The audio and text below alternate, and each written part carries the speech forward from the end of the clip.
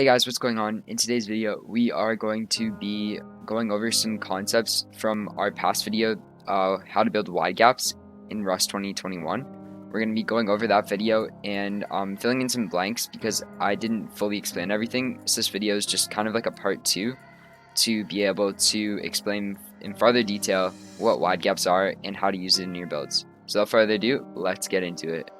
Okay guys, for the first part of the video, we are going to start off by placing 3 foundations and walls that are 3 high going up. So in this scenario, the inner core of your base would be on this side and the exterior would obviously be on the hard side of the wall. So the first concept we're going to talk about is different wide gap placement, since I got a few comments in the past video just trying to like clarify it. So this is kind of like my way of explaining it.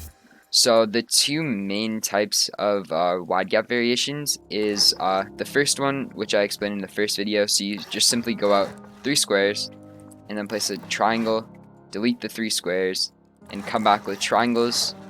And since triangles do have a different size than squares, if I line them up properly, around there, like squares are a lot bigger than triangles. So when you come back with triangles, this actually makes it so that when you place the frames up and place the squares, it creates the nice little gap that you can't jump through or get through, but you're still able to look down and shoot onto it. So that's the first one. It's 3 squares and then a triangle, super simple. And now for the second one, you only go out 2 squares and then put a triangle and delete the 2. And go back with triangles. This one you only need to go up to here because you can just instantly place the wall frames, since you don't have to cover 1 square of area.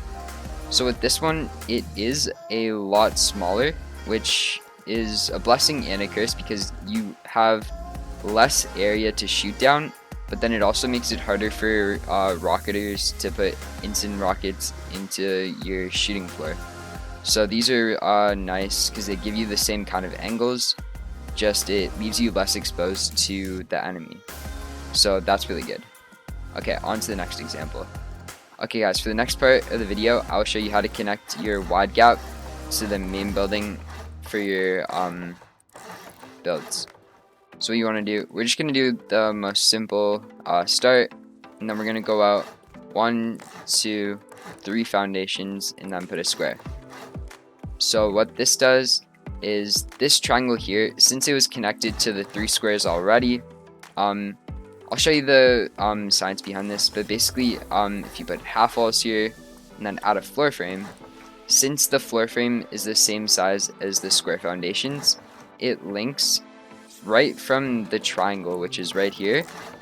It links all the way back to your main building. So what you want to do is you want to delete all of the squares and the floor frames. And now so since you already have your like half walls up, you just want to place the triangle foundations backwards. So this would obviously connect just like I explained in the last part. So all of these are like that, and what you're able to do now is place your half frames. Also make sure to put a roof on the top, because that way no one's able to soft side this and break your connection to TC.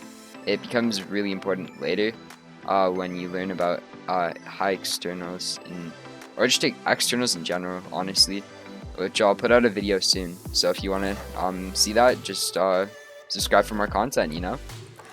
But what you do is you place your first square frame, you place all the rest of yours, all the door frames, you place the hatch frame going through, and then you're able to place another one that connects to the wall. So what this does is it connects your wide gap to your main base, and you're still able to build up wall frames to support your wide gap. Just like that.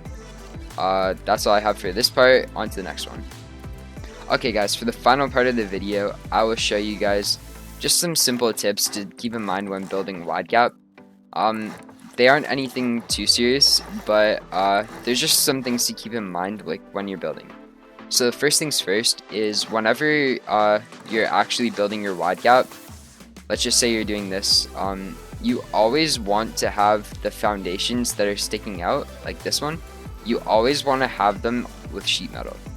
So I'm just gonna change everything to metal, but basically all of these, you want them to always be sheet metal, since it's harder to soft side than stone, and it just makes it so that your wide gap doesn't get destroyed as easily. And it goes the same exact way for the door frames. So when you're placing those, you just want to go straight up, but you always want to have these as metal because it makes it 2 times harder to destroy. Another thing that goes hand in hand with this is you need to be getting rid of extra foundations because it just takes up space it takes up resources that you can be using to make for the rest of your base. So things like that foundation right here, it's completely useless because these 2 foundations are actually connected by the double door frame. So just like simple things like that to keep in mind, because it'll significantly bring down the cost of your build and also just give you an overall better aesthetic to the base.